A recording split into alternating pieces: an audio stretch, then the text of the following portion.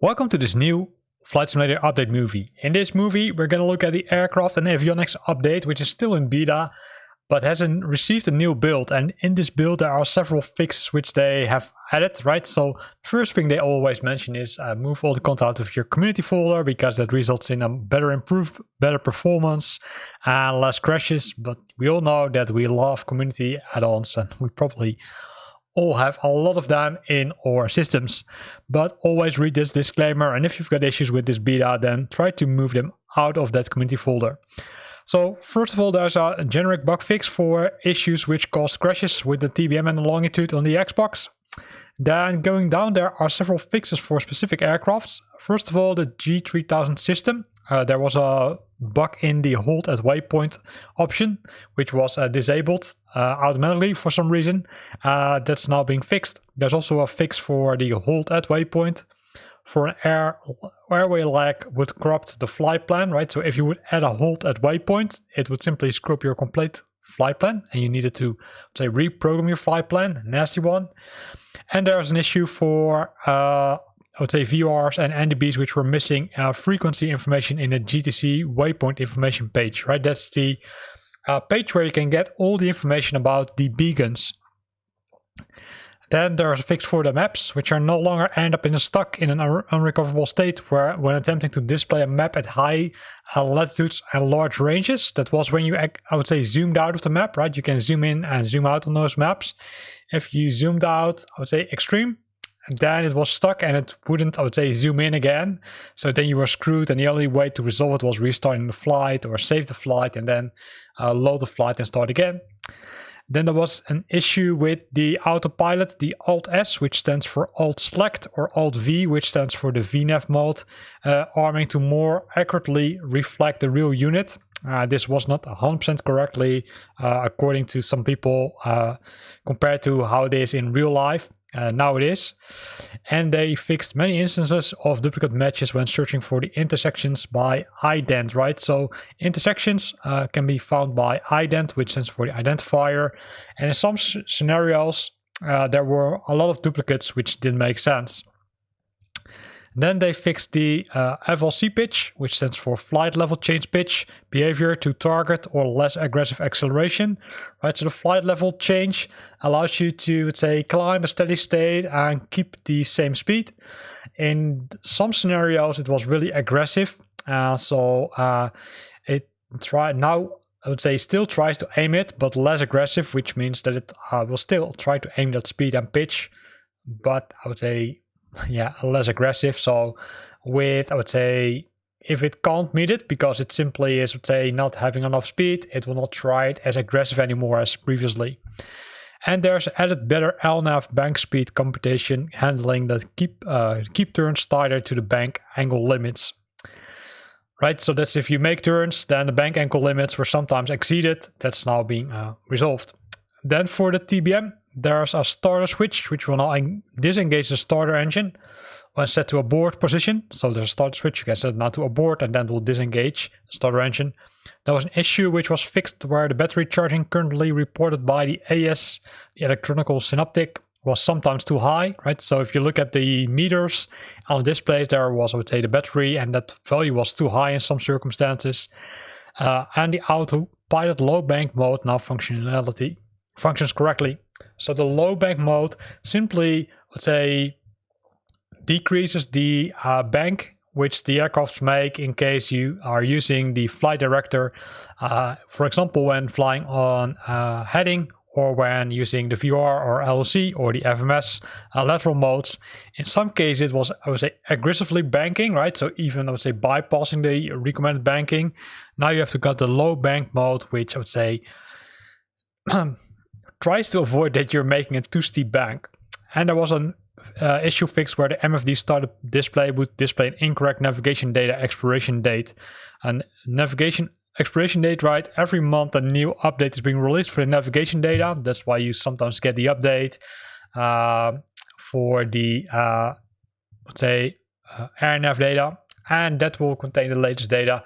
And there was an incorrect expiration date because those databases are expiring at a certain point of time because I would say they are removing airways, they're changing airways, they're removing beacons, and at some point you shouldn't use them anymore. Then there are a lot of fixes for the Longitude. The panning for the GTC joystick is now supported in the legacy interaction mode. So if you get a GTC joystick, you can now use it in legacy mode.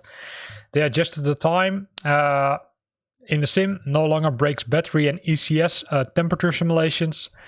There was a fixed issue where sometimes the auto throttle would be stuck commanding idle thrust or in TR mode, right? So reverse mode. Then the IX static mode and N1 T-Buck are now displayed in Magneto when auto throttle ESP mode min-max speed is active. So they've made a change to the color to say correctly show the mode where the autopilot is in, right? As you know, you can switch on the auto throttle mode in the Longitude, which is, I would say, a nice thing. It's sometimes searching. If you try to find it, you need to look for a button on the throttles because that's where you can set the auto throttle mode. Then this auto throttle minimum speed mode is now allowed to command takeoff thrust, and there's an autopilot or auto throttle auto on attenuation which will now appear in a PFD when auto throttle ESP mode is set to min max or speed and it's set to active. So it will now give you an indication if the auto throttle has been switched on. Really nice. They fixed issues where the anti-ice buttons sometimes need to be pressed twice in order to toggle them to ensure that the anti-icing was active. And there's a throttle leveler tooltips now correctly report the throttle leveler position, right? If you hover over the mouse and you've got those tips on, you see the position of the throttle. In some circumstances, they were not correctly. Also, an autopilot low bank mode is now working correctly, right? That's because it's probably using some code, which is also used in the TBM. And they fixed handling the center aileron left, and aileron right key events, right? There you can connect keys or assign keys to certain events, and then in some circumstances that didn't work, but now they fixed it so you can still do it, and it now also works. Also, they fixed the key events that increment, decrement the throttle, right? The keys on the keyboard, the F function keys if you're using a keyboard, they're now correctly working. They tuned the braking effectiveness now to reduce the excessive braking performance in some situations, right? In some situations, the aircraft was braking really heavily, but they now tuned it to be better. And they fixed various assisted checklist items that were not working properly, right? So the checklist, if you check it and if you press the I, it should show the item which you should, I would say, change or enable. But in some circumstances that didn't work. Now they fixed that. Continuing with the CG4, they also added several things. The majority of them is for the FMS, right? The perf pages, improve the parsing of frequency inputs in the tune page, fixed an issue on the FMS position for the co-pilot, the improvements to some flight path issues, and they fixed some flight plan issues while being in direct 2 mode, right? You can press a direct 2 and then select a navigation option or a navigation beacon. And in some circumstances that didn't work. FMS, it now also displays the values for the fuel weights and runway lengths will now show in metric units if set in sim. So in some cases where you set the metric units correctly in the sim, it didn't adopt it into the display, but it is now being adopted.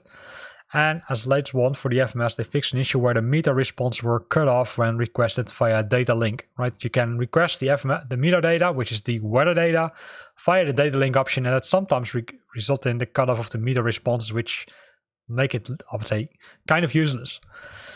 Then they fixed an issue where the PFD now shows traffic flag on TAs. That's good. And they fixed 2 issues in the MFDs, the display of specific nav aids now limited by range setting.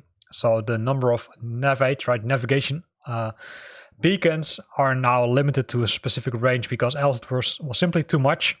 And they fixed the visibility of the map layers depending on the selected map format. You can change the map format and then based on that it will show you additional layers or hide some.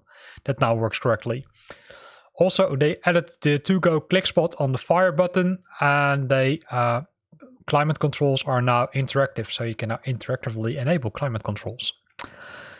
The press source now interactive and added cast message logic. So the press source option is to change the source that now has a new option to also change it to the cast message logic. And they fixed the Alt button on the autopilot not working, right? So the Alt button, if you press it, then should go in Alt select mode, which is, let's say it will stay at that specific altitude. That didn't work, but that's now fixed. Almost all the items, especially this one, they improved the pitch, angle and AOA indications on approach for much more accurate and flatter approach angle. So the angle of attack, that's where AOA stands for, they improved that to make it, I would say, much more accurate, because in some cases it was not showing the correct values. And as last one, they fixed an issue with the flight plans not importing from the world map. That's something I observed also. I luckily only had it once, but that's now being fixed. How to get the update? Really simple. Start Flight Simulator, then press the update button. It's roughly 300 megabytes if I'm correctly. And then you should be able to use this latest beta build of the Aircraft and Avionics beta version. Here ends this video where we looked at the latest release notes of the Aircraft and Avionics update. I hope you liked it. If you liked it, then consider to use the like button. If you got questions or comments, then feel free to post them in the comment box below. And if you want to stay up to date about new videos I'm posting, then make sure that you're subscribing to my channel. Thanks for watching and see you next time.